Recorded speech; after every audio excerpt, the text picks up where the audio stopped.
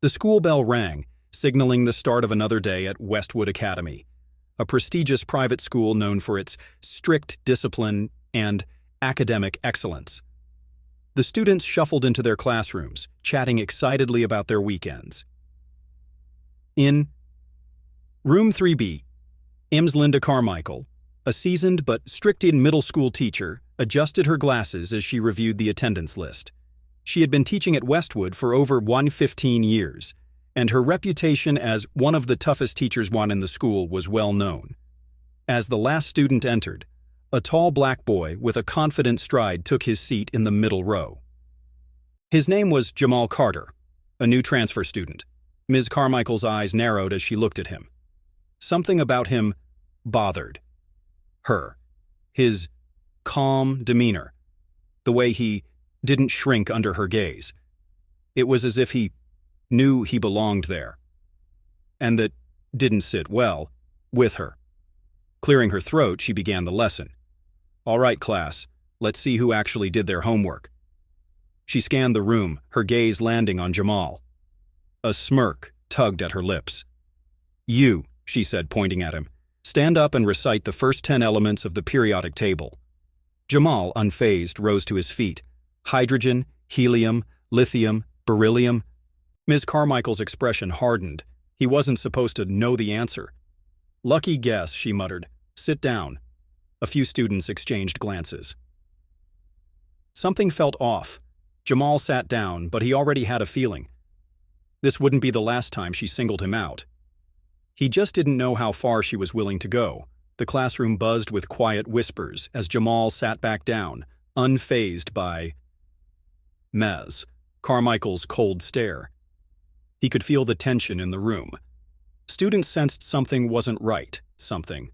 Ms. Carmichael wasn't done with him yet. She needed to put him in his place. "All right, class," she said, walking up to the whiteboard. "Let's see who actually belongs at Westwood." Her voice dripped with sarcasm. She turned back to face Jamal. "You again," she said, her eyes narrowing. "Come up here and solve this equation." Jamal sighed quietly. Why was she only calling on him? He wasn't the only new student. Still, he stood up, walking to the front. The equation was difficult, one that even the advanced students would struggle with. He could hear some kids snickering, already expecting him to fail. Ms. Carmichael crossed her arms, watching closely. Jamal picked up the marker and carefully worked through the problem. The classroom fell into, dead silence. As he wrote the final answer, "X equals 15, he said, stepping back. Ms. Carmichael's face twisted in disbelief. "That's correct," she muttered, forcing a tight-lipped smile. Jamal turned to walk back to his seat, but her voice stopped him. "Wait," she said, loud enough for everyone to hear. "I assume you had extra help not with math before coming here?" A few students giggled. Her words were laced with an assumption that he couldn't possibly be smart on his own. Jamal clenched his fists. He knew exactly what she meant. This wasn't just about schoolwork. This was about who she thought he was. And she was just getting started. The next few days were more of the same. Carmichael made sure Jamal felt unwelcome. She ignored him when he raised his hand. She rolled her eyes whenever he answered correctly. She graded his work more harshly than the other students. It wasn't just strict teaching, it was targeted bullying. Jamal noticed, and so did his classmates. A few whispered behind his back, saying things like, "Why does she hate him so much? She doesn't do this to anyone else." He's actually really smart, though. But no one said anything out loud. Until one Friday afternoon.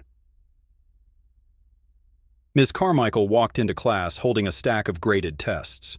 She smiled smugly as she passed them out. "Some of you did very well," she announced. "Others, well, let's just say, Westwood isn't for everyone." She stopped at Jamal's desk, and Toe slammed his test down. Jamal's eyes widened. He had triple-checked his answers before turning it in. There was no way he failed. "This," Ms. Carmichael said loudly, pointing at his paper, is an example of someone who clearly wasn't prepared for a school like this. A few students gasped. She wasn't even trying to hide her bias now. Jamal stared at the test. He knew what was happening. She had rigged his grade. And now, she was trying to make him look like a failure. But what Ms. Carmichael didn't know, Jamal had Chana's secret weapon, and soon she was going to regret everything. Jamal kept his cool, but inside he was boiling. Ms. Carmichael stood in front of the class, smug as ever. She wanted him to feel small, to disbelieve. He didn't belong at Westwood, but she had no idea who he really was. Jamal took a deep breath and raised his hand. "Yes?" Ms. Carmichael asked, fake sweetness dripping from her voice. "There's a mistake on my test," Jamal said calmly. "Can we go over it together?" The class fell silent. Ms. Carmichael's eyes darkened. "There's no mistake," she said. "You failed because you didn't study hard enough. End of discussion." A few students shifted in their seats, uncomfortable. Even they could see she was being unfair. Jamal exhaled slowly, forcing himself to stay calm. "All right," he said, standing up and collecting his things. "I'll just have my dad check it." Ms. Carmichael froze. "Your dad?" she repeated, her voice slightly shaky. Jamal Quires nodded, slinging his backpack over his shoulder. "Yeah," he said. "Mr. Carter, you know, the site principal?" The room went completely still. Ms. Carmichael's face lost color. Some students covered their mouths, eyes wide as shock. Jamal didn't need Han to say anything else. The damage was already done. Ms. Carmichael had spent days humiliating the one student she should have been careful with. And now, she was about to face the biggest humiliation of her career. Ms. Carmichael felt her stomach drop. Jamal's words echoed in her head. "Yeah, Mr. Carter, you know, the principal?" The principal's son. How had she not known? A nervous laugh escaped her lips. "Oh, well, I didn't realize," she stammered, forcing a fake smile. The class was completely silent. Every student was watching her reaction. Jamal didn't look angry. He didn't raise his voice. He just stood there, completely calm. And that made it even worse. She had humiliated him in front of everyone. She had accused him of cheating, of not belonging. She had rigged his grade. And now, he had all the power. Jamal slowly folded his arms. "So, about my test, should we go over it, or should I have my dad take a look instead?" Ms. Carmichael's furry throat tightened. If the principal found out she had been unfairly targeting his son, it could mean serious trouble. Her hands felt clammy as she quickly snatched his test back. "Oh, I must have made a mistake using grading," he said, pretending to check the answers. Jamal raised an eyebrow. "Oh, now it's a mistake?" A few students whispered and snickered. They knew what was happening. Ms. Carmichael forced a smile. "Yes, dear," she said, her voice shaky. "Mistakes happen. I'll, regrade it." Jamal gave a knowing smirk. She was trapped. And this was only the beginning of her downfall. Jamal watched as Ms. Carmichael fumbled beer with his test paper, pretending to regrade it. Her hands shook slightly as she ran her eyes over the answers she already knew were correct. The classroom remained dead silent. Every student was locked onto the scene, realizing they were witnessing something big. Jamal wasn't just some random new kid. He was the principal's son. And now Miss Carmichael had to face the consequences. Finally, she let out a forced chuckle and said, "Well, what do you know? It seems I did make an error." Jamal tilted his head. "Really? An error?" Miss Carmichael nodded stiffly. "Yes, of course. You see, teachers are only human after all. Mistakes happen." Jamal smirked. Now she wanted to play the mistake card.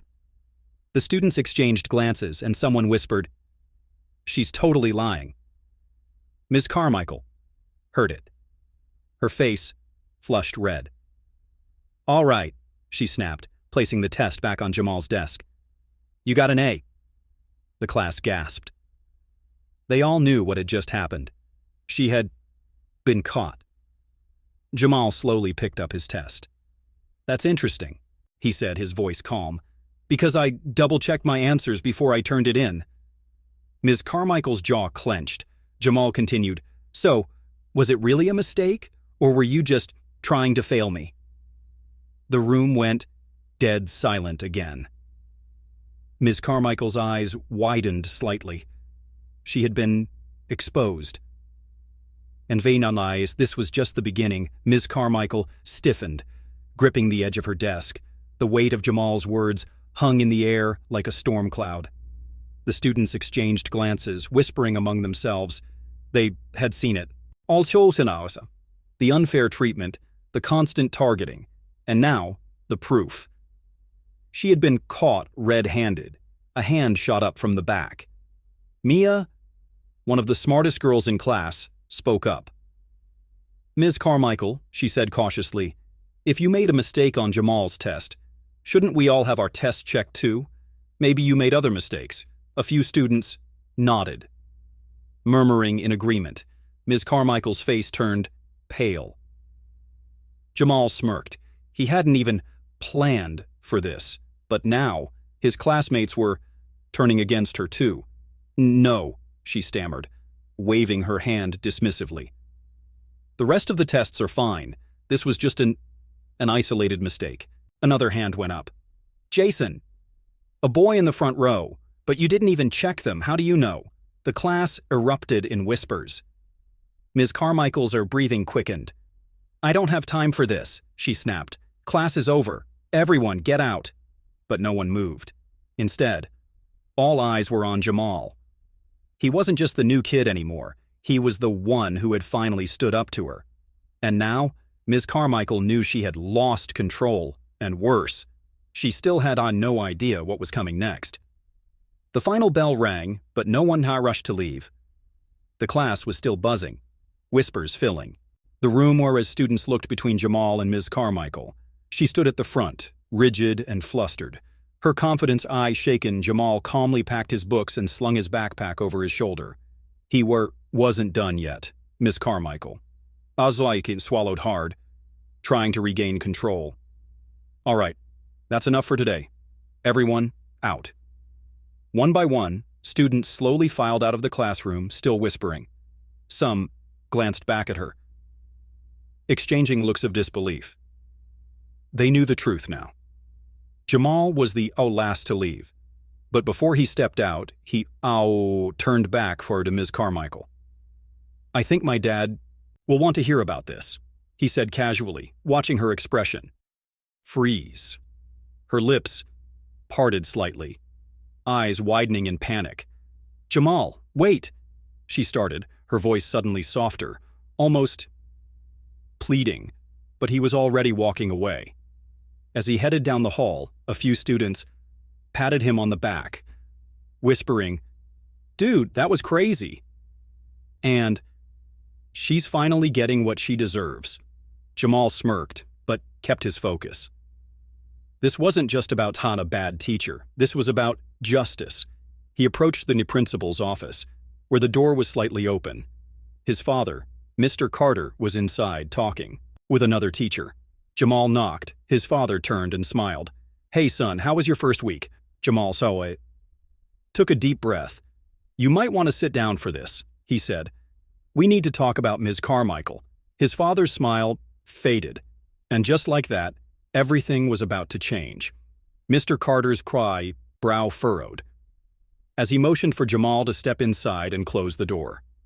"All right," he said, his voice calm but firm. "What's going on?"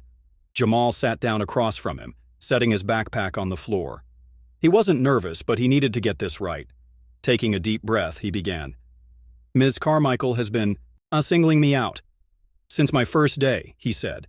At first I thought maybe she was just tough on new students, but then it got worse.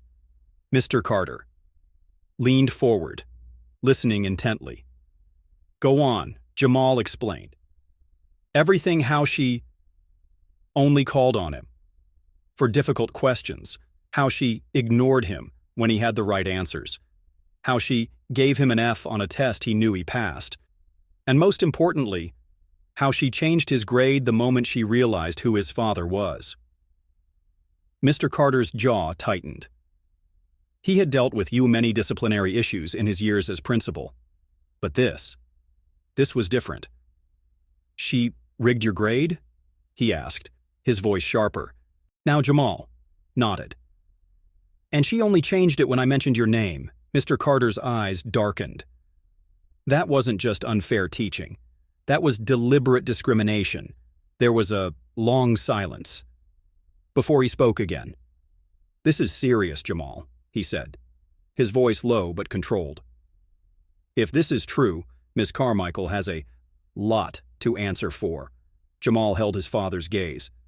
Oh, it's true, he said, and I can prove it. Mr. Carter stood up. Then let's deal with this. Now Ms. Carmichael had no idea what was coming her way. Mr. Carter, walked briskly down the hallway, his face set in a mask of calm authority. But Jamal could tell. He was furious. Students glanced at them as they passed, whispering about what was happening. Word had already spread. Jamal followed his father straight to room 3B, where Ms. Carmichael was still at her desk, probably trying to figure out how to cover her tracks. Mr. Carter didn't knock. He pushed the door open, stepping inside with Jamal right behind him. Ms. Carmichael's head snapped up, her face immediately paling when she saw who it was. Mr. Carter, what a surprise, she said quickly, standing up and forcing a nervous smile. I was just about to— I need a word, Mr. Carter interrupted, his tone sharp. Right now. Ms. Carmichael's smile faltered. She glanced at Jamal, then back at his father. Of course, she said, clearing her throat. Why don't we step outside? No need, Mr. Carter said, crossing his arms. We'll have this discussion right here. Ms. Carmichael's hands fidgeted at her sides. She knew she was trapped. Mr. Carter turned to Jamal. Tell her what you told me. Jamal didn't hesitate. He repeated everything. The unfair treatment, the humiliation, the rigged grade. He even added the part about how she only changed his score once she realized who his father was. Ms. Carmichael's face reddened. That's not true, she blurted. I would never— Stop, Mr. Carter cut in. His voice was calm but dangerous. We both know you're lying.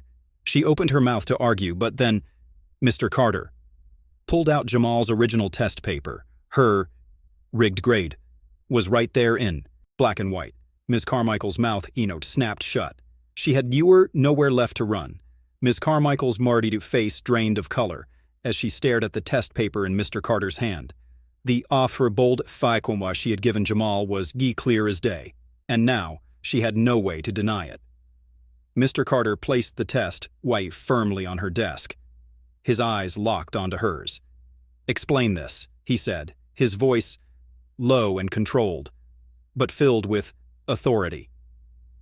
Ms. Carmichael's mouth opened and closed, searching for an excuse, but she couldn't find one. I must have made a mistake, she stammered.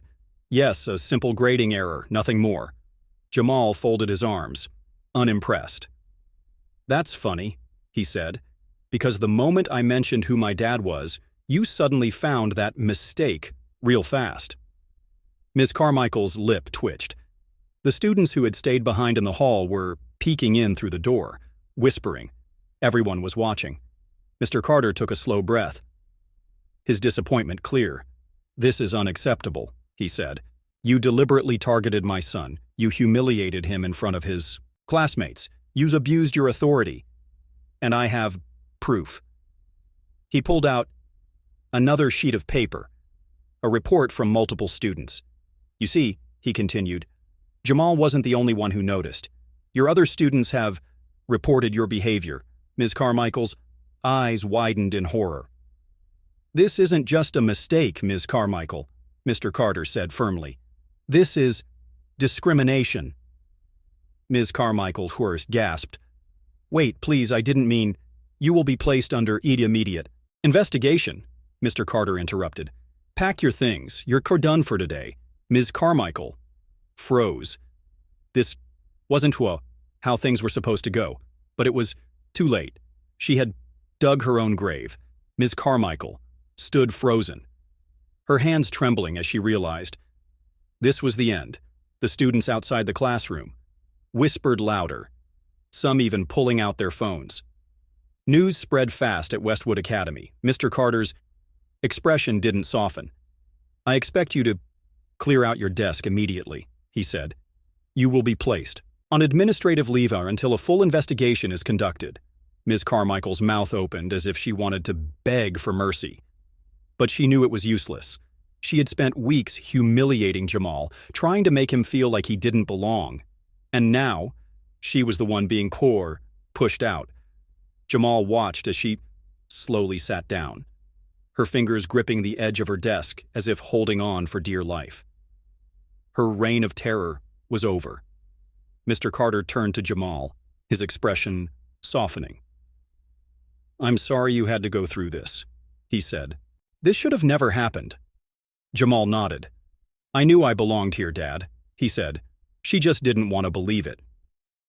Mr. Carter placed a firm hand on his son's shoulder. She knows now. Just then, the door swung open. The vice principal and a security officer stepped in. Ms. Carmichael, the VP said, her voice cold. Let's go, Ms. Carmichael shakily stood up, grabbing her purse. As she walked toward the door, she paused, her eyes meeting Jamal's. There was no more smugness, no more power in her stare, only defeat. Jamal held his head high. He had won, and the best part, he hadn't needed to yell, fight, or lose his cool. He had let the truth, do all the work. As Ms. Carmichael was led away, the students outside burst into whispers and gasps. Justice had been served. And Westwood Academy would never be the same again.